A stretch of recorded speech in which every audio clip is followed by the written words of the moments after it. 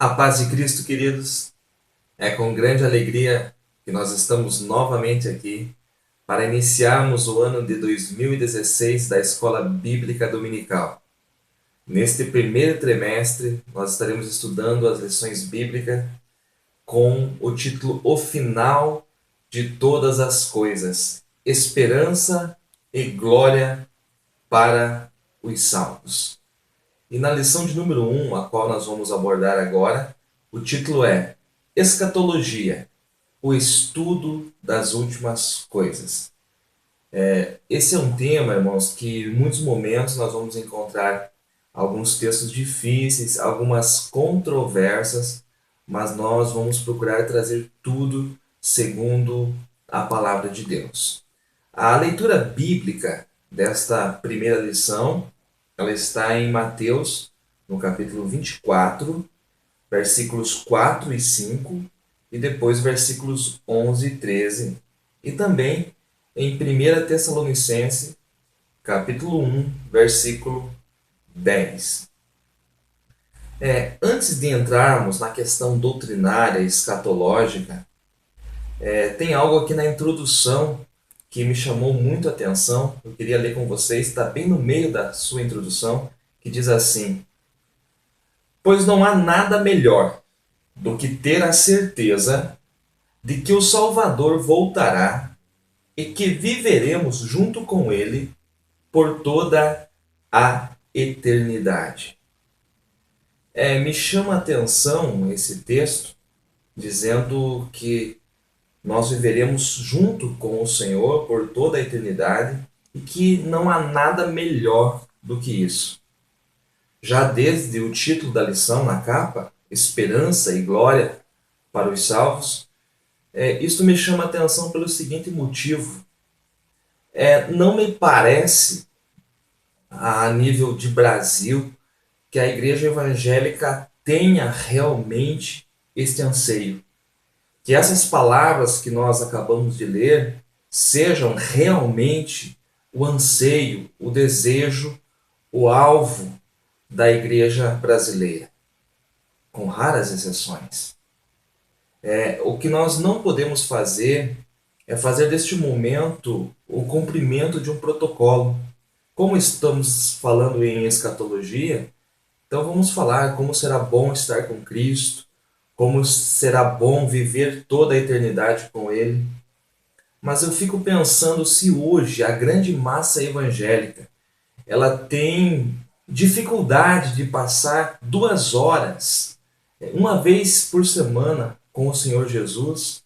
Será que este desejo de estar por toda a eternidade com Cristo ele é verdadeiro? Ou isso será que não passa de letras no papel? É um momento para nós refletirmos. Será que o fato de Jesus não ter vindo ainda arrebatar a sua igreja não é o fato que ele está dando tempo para nós se arrependermos, para nós nos voltarmos a ele? Porque veja bem, desde o dia em que Jesus morreu na cruz do Calvário e ressuscitou, ele nos deu livre acesso ao Pai. A qualquer momento hoje, através do sangue de Cristo, eu posso adentrar no lugar santíssimo e chegar a Deus. Mas mesmo assim, nós vivemos num período de negligência, onde as pessoas não querem ter mais um relacionamento íntimo com Cristo, onde as pessoas têm dificuldade de se relacionar com Deus 2 horas por semana. E aí, nós estamos aqui agora para falar sobre esse desejo de estar com Cristo por toda a eternidade, que é o nosso maior anseio.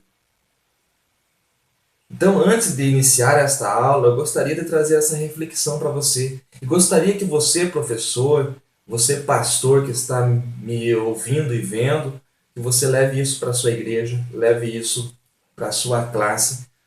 É tempo de nós nos despertarmos, senão nós ficaremos apenas estudando teorias.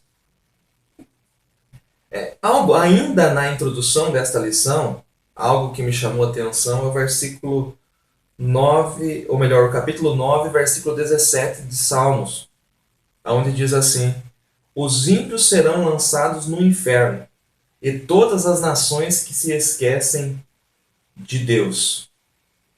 Então, aqui no começo da introdução diz que os salvos têm a esperança de estar com Cristo, e os descrentes, os ímpios, serão lançados no inferno com base no Salmo 9, versículo 17. Agora a pergunta que eu faço, quem são os ímpios? Porque na nossa mente religiosa, os crentes são os justos, os descrentes são os ímpios.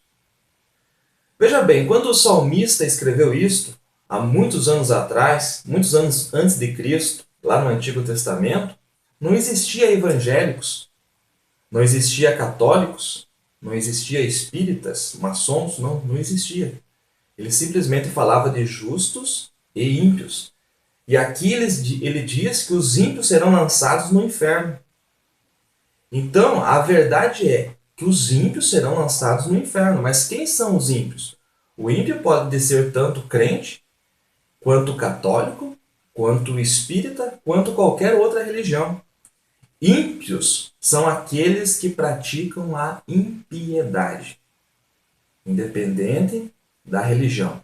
A prática da impiedade é que forma o ímpio. Então esta que é a verdade. Então nós temos que falar a verdade de forma clara, né, para a gente não fazer essa discriminação. Os crentes são justos e os descrentes são os ímpios. Né? Isso não passa no crivo das Escrituras. Muito bem? Ainda na introdução, o que mais me chamou a atenção nessa lição foi a introdução. O comentarista fala a respeito da grande comissão, né? Que foi o mandamento de Jesus, né? Não foi uma opção que ele deu, foi um mandamento que ele deu lá em Mateus 28, versículos 19 e 20. E olhando para esse texto, eu vejo que falta muito para nós cumprirmos. O ide de Jesus ali se transformou em vinde. Ele disse que nós seríamos igreja, chamados para fora. Mas na verdade hoje nós estamos chamando pessoas para dentro de nossas igrejas. Nós não estamos saindo e indo. Né? Nós estamos falando para as almas, né? Venham, vinde. Nosso ide não existe mais, se transformou em vinde. O fazer discípulos mudou em fazer adeptos e prosélitos.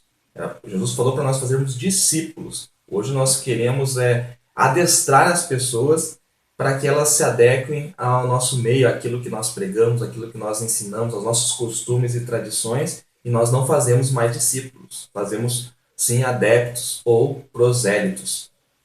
E, em último lugar, Jesus falou para ensinar, ele falou assim, ensinando-os. Então vocês vão, façam discípulos e ensinem. O que é ensinar? É a prática da doutrina. Depois que vocês forem, depois que vocês fizerem discípulos, agora é a hora de você trazer até eles a sã doutrina. E eu coloquei aqui no meu slide onde isso está acontecendo. Né? Onde? Nós não estamos mais trazendo a sã doutrina também. Então nós também estamos falhando aqui na grande comissão.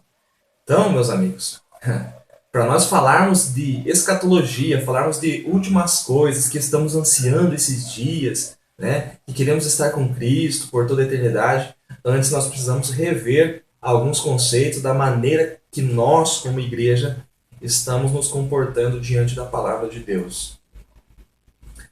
Bem, vamos então à definição de escatologia, já que é uma revista escatológica. Talvez eu esteja falando para alguém que nunca viu esta palavra. Talvez, né, você nunca frequentou uma escola teológica, nunca fez um curso básico em teologia. Então, o que é escatologia?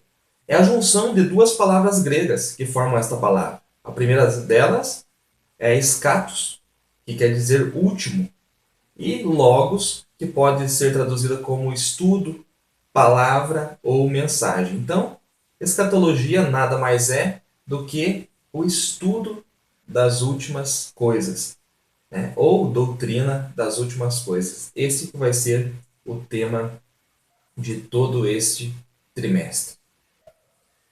No segundo tópico da lição, é destacada a preocupação do homem com o fim dos tempos.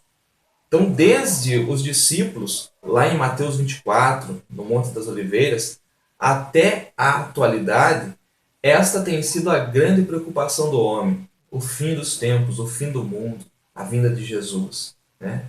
Eu não vou entrar aqui a respeito agora de Mateus 24, porque eu creio que na próxima lição nós já estaremos falando sobre esse texto, Mateus 24 e 25, que é um texto muito difícil, muito mal interpretado também, né? Então nós vamos trazer alguns esclarecimentos, eu vou deixar para a próxima aula.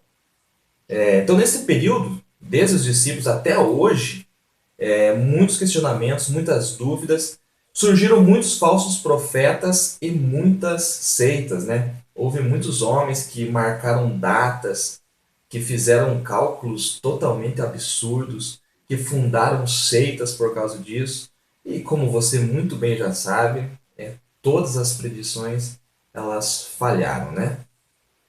Bem, vamos à parte que eu considero agora a mais importante desta primeira aula, porque essa lição aqui é uma lição introdutória, né? Então vamos às interpretações escatológicas.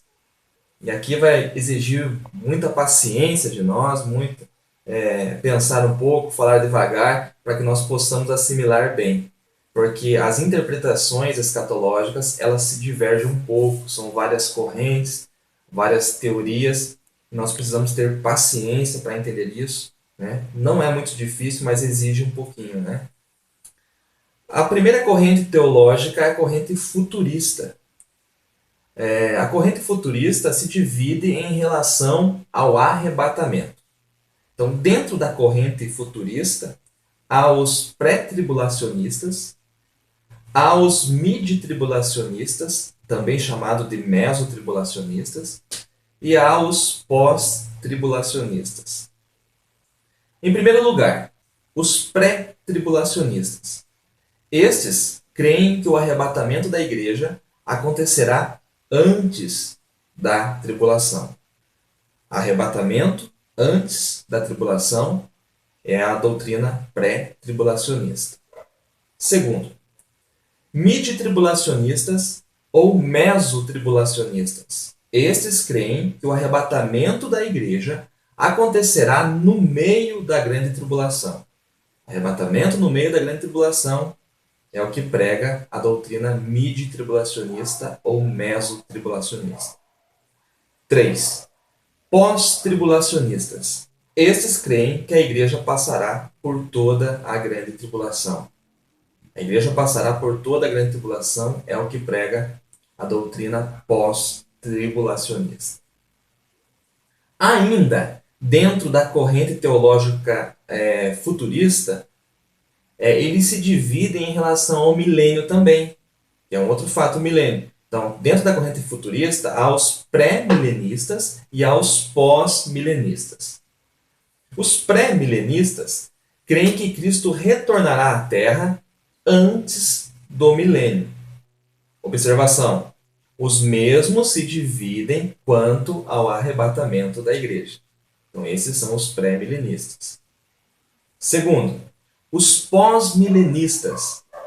Eles pregam que Cristo só voltará à Terra depois do milênio, porém não interpretam os 1000 anos como literais. Esses são os pós-milenistas. Então, até agora eu falei somente da corrente teológica futurista. Agora eu vou falar de outras interpretações escatológicas. Por exemplo, a histórica. A corrente teológica histórica diz que Daniel, Apocalipse e outros livros escatológicos narram fatos que já se cumpriram em sua maior parte. Então, esta é a corrente histórica. Segundo, a corrente preterista. Esta diz que todas as predições proféticas já se cumpriram até os dias do Império Romano, inclusive na destruição de Jerusalém no ano 70 depois de Cristo. Então, esta é a corrente preterista. Todas as predições proféticas já se cumpriram até os dias do Império Romano, inclusive na destruição de Jerusalém no ano 70 depois de Cristo, que na sua revista ela está antes de Cristo, né? Então é um erro ali, 70 antes de Cristo não é 70 depois de Cristo. Outra interpretação escatológica é a simbolista, também conhecida como idealista ou espiritualista. Esta diz que nada é histórico, tudo é espiritualizado, alegórico, simbólico. Dentro desta corrente estão os amilenistas, que negam o milênio literal, dizendo ser apenas alegórico. Então, esta é a corrente simbolista. Eu sei, amados, que esta parte aqui ela dá um nó na cabeça da gente, mas esta é a aula introdutória. Então, nós precisamos passar as diversas correntes, né, teológicas, e no decorrer das outras 12 aulas, nós vamos entrar mais a fundo, nós vamos explicar os tópicos separadamente. Não há como, aqui nesses poucos minutos, a gente adentrar de maneira profunda em cada uma delas, né? Porque cada uma delas exige horas de estudo, né? Então isso é impossível. Então a gente só está trazendo o nome de cada uma e o que cada uma prega, e no decorrer das demais aulas nós vamos explicar com certeza. Para nós fecharmos esta pré-aula, eu trago como conclusão o item número 11 do Cremos Oficial das Assembleias de Deus no Brasil. Muitos hoje nem sabem que a sua igreja tem um credo oficial, né? Então, é muito importante nesta parte da escatologia que você destaque o item número 11 do Cremos Oficial das Assembleias de Deus no Brasil. Nós sabemos que tem irmãos de várias denominações nos assistindo, né, de outras igrejas também, né? Mas como a lição ela é publicada pela CPAD, que é a Casa Publicadora das Assembleias de Deus no Brasil, então eu destaquei aqui o item número 11 do Cremos Oficial das Assembleias de Deus no Brasil, que diz: cremos na segunda vinda pré-milenial de Cristo, em duas fases distintas. Primeira, invisível ao mundo, para arrebatar a sua igreja fiel da terra, antes da grande tribulação. Segunda, visível e corporal, com a sua igreja glorificada, para reinar sobre o mundo durante 1000 anos. E aqui há uma infinidade de referências bíblicas. Então, lendo o item número 11 do Cremos Oficial da Assembleia de Deus no Brasil, você já pode ter uma ideia de qual caminho nós vamos seguir, né? O caminho pré-tribulacional, né? Que o arrebatamento acontecerá antes da grande tribulação. Após o arrebatamento, passa-se um período de 7 anos, que é o período em que se cumpre a 70ª semana das profecias do profeta Daniel, lá no capítulo 9, a última semana que falta cumprir. Neste período, enquanto a igreja está nas bodas do Cordeiro, aqui na terra está passando o momento da tribulação, período da tribulação. No final da tribulação, no meio da guerra do Armagedon, Cristo volta literalmente à terra de maneira visível, aí sim para guerrear e estabelecer o seu reino milenar. Então essa é a sequência dos fatos que nós vamos seguir. Que você venha refletir sobre tudo aquilo que nós abordamos desde o início desta aula até agora.